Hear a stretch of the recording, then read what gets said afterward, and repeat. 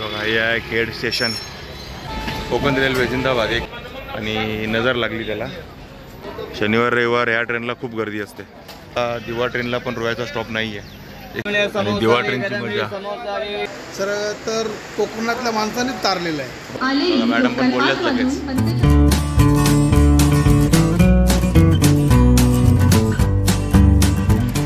हाय नमस्कार, मी अशोक तुमच्या सगळ्यांचं स्वागत करतो आपलं मराठी यूट्यूब चॅनल अशोक बाबरन फॅमिलीच्या एका नवीन व्हिडिओमध्ये. मागे बघताय आपण एका प्लॅटफॉर्मवर, तुम्हाला कळत असेल मॅडम पण बोलल्याच लगेच.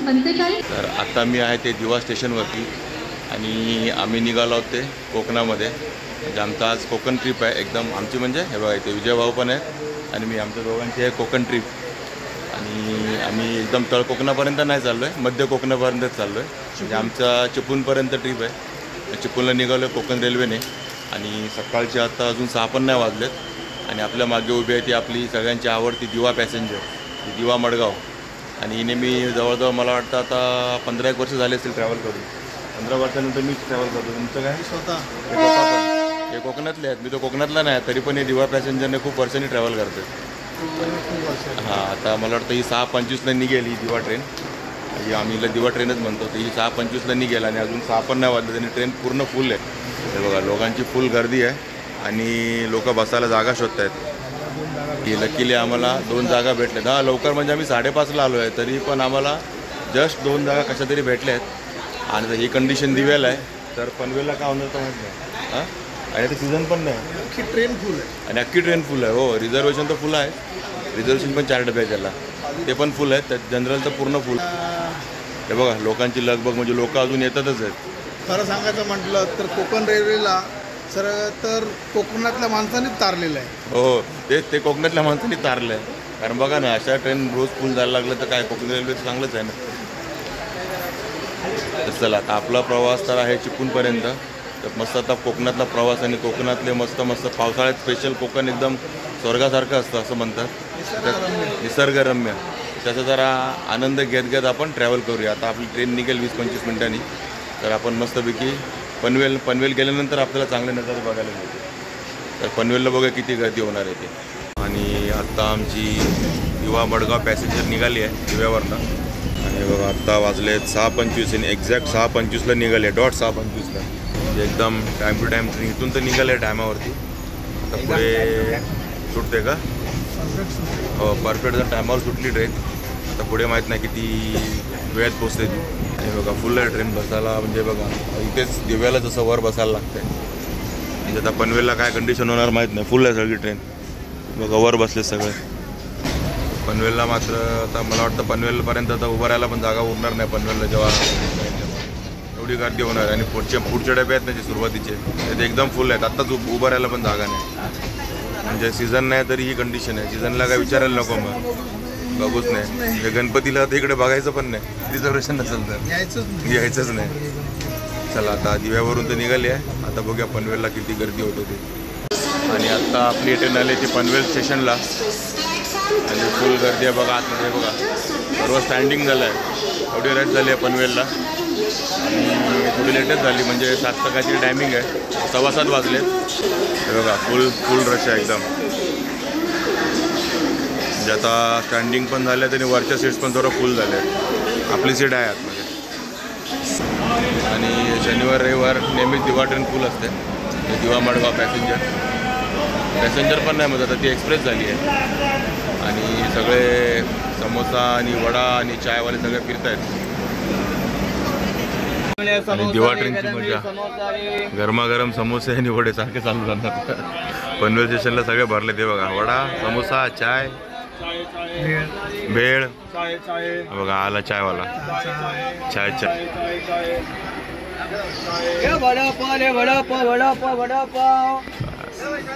मजा आहे.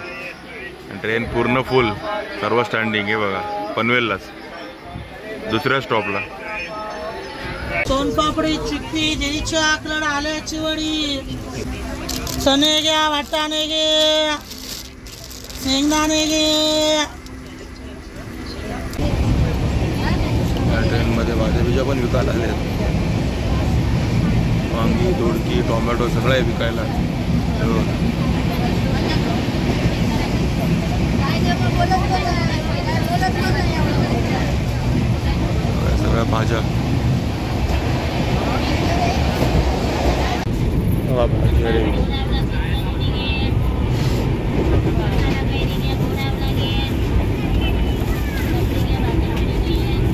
तेव्हा ट्रेनमध्ये विकायला भाजी सगळी इकडे पण पिशवी द्या 50ला 4 पिशवी. सकाळचे 9 वाजले आणि आता आपण पोचलो रोह्याला. म्हणजे तसा रोह्याला आता ऑफिशियल स्टॉप दाखवत नाही आहे. इथून तिकीट वगैरे मिळणार नाही तुम्हाला पुढे जायला रोह्याची म्हणजे रोह्यावरून, कारण रोह्याला याचा ऑफिशियल स्टॉप नाही आहे. पण इथे काय मोटरमन आणि गार्ड वगैरे चेंज होतात ना, म्हणून इकडे ती ट्रेन थांबते. बाकी ऑफिशियल स्टॉप तर नाही आहे ह्या ट्रेनला. सध्या दिवा ट्रेनला पण रोह्याचा स्टॉप नाही आहे. एक्सप्रेस झाली ना ट्रेन, दिवा ट्रेन, आणि वेळेत पोचले 9 वाजता, काय प्रॉब्लेम नाही. जे पनवेलला खूप लेट झाली होती, 7:30 पावणे 8 झालेली निघायला, आणि अर्धा पाऊण तास तिथे लेट झालेली. पण रोह्याला वेळेत पोचले, एकदम 9 वाजलेत आणि रोह्याला ट्रेन पोचली आहे. आणि बरीच लोक उतरलेत रोह्या, बरीच लोक ते रोह्याला उतरले त्या ट्रेनने.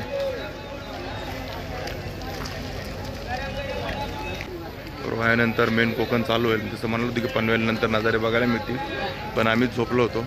थोडीशी थोडासा एक पॉवर नॅप घेतला आम्ही, आणि आता बघूया काय नजारे बघायला भेटतात का आपल्याला, कारण गर्दी बरीच आहे. त्यामुळे कितपत बघायला मिळतं माहीत नाही, तरी बघू, शक्य असेल तेवढं बघत बघत आपण जाऊ. आणि आता आपली ट्रेन पोचली आहे माणगाव स्टेशनला. 9:30 वाजत आले, म्हणजे 9:26 झालेत. आणि इकडे पण बरीच पब्लिक आहे उतरणारी माणगावला. म्हणजे बघितलं रोह्याला पण बरेच पब्लिक उतरली, आता माणगावला पण भरपूर लोक उतरली आहेत. तेव्हा थोडी लोक उतरतात. आणि आज शनिवार आहे ना, त्यामुळे जरा जास्तच गर्दी आहे. शनिवार रविवार या ट्रेनला खूप गर्दी असते.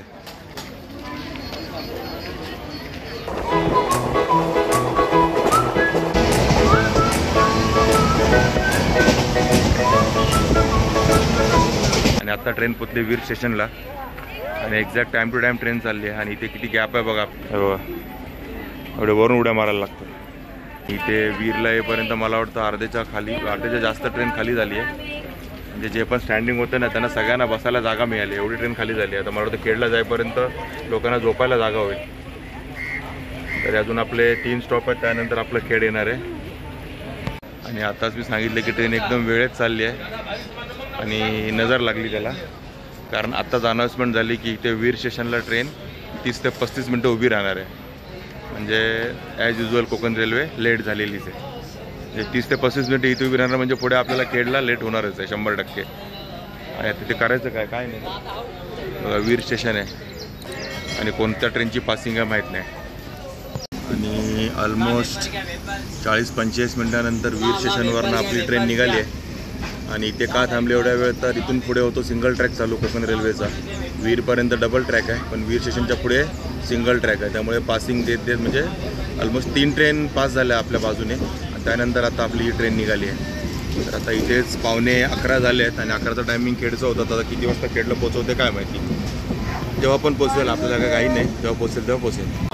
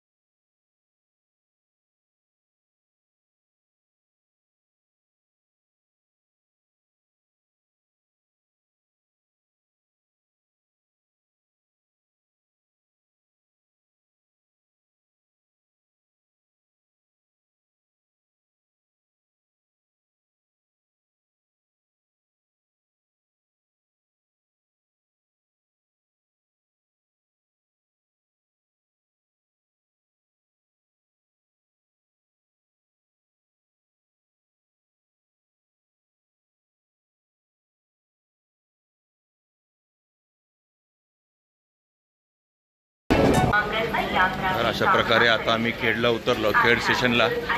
आणि आमचा कोकण रेल्वेची जर्नी, कोकण रेल्वेचा प्रवास आज इथे संपला आहे, म्हणजे आजच्या दिवसाचा.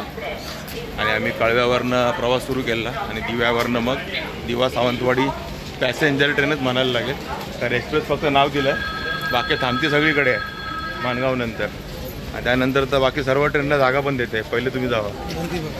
हो, आणि इथे गर्दी बघा किती लोक उतरलेत खेडला. म्हणजे ऑलमोस्ट अर्धी ट्रेन आता खाली आहे, तर झोपून जाऊ शकतो इथून पुढे लोक. एवढी लोक खाली इथे उतरलेत, पूर्ण खाली झाली आहे ट्रेन. आणि इथपर्यंतच काय ती थोडीफार गर्दी होती, बाकी ट्रेन आता रिकामी आहे. तर ठीक आहे, चला आता आपल्याला बाहेर गाडी आहे ना. हां, आता गाडी आहे बाहेर आपल्याला. तिथून आपल्याला परत दुसऱ्या ठिकाणी जायचं आहे. तर चला, रेल्वे स्टेशनपर्यंतही पोचलो आता. आणि वाजले किती? 12. 1 तास लेट. कोकण रेल्वे जिंदाबाद. 1 तास लेट दिवा ट्रेन. रेल्वे स्टेशनच्या बाहेर गर्दी बघा किती लोकांची, रिक्षावाल्यांची. एवढ्या रिक्षा लागल्यात. चला, भरणा नाका. मी तर फर्स्ट टाइम उतरलो खेड स्टेशनला, म्हणजे खेडच्या बाहेर आलो आहे. त्यामुळे आपल्यासाठी नवीन आहे एकदम खेड. आणि आपली गाडी आली तिथे गाडी शोधायची आहे. गाडी कुठे आहे? गाडी तिथे उभी आहे. पहिले आपली गाडी शोधूया आणि गाडीत बसूया आणि मग पुढे जाऊया. बघा, हे आहे खेड स्टेशन. आणि गर्दी बघा किती खेड स्टेशनच्या बाहेर. बस, रिक्षा, कार सर्वच लागलेलं आहे. टॅक्सी पण आहेत. आणि कसं आहे, तर आपली गाडी बघतात कुठे आहे ती शोधतायत.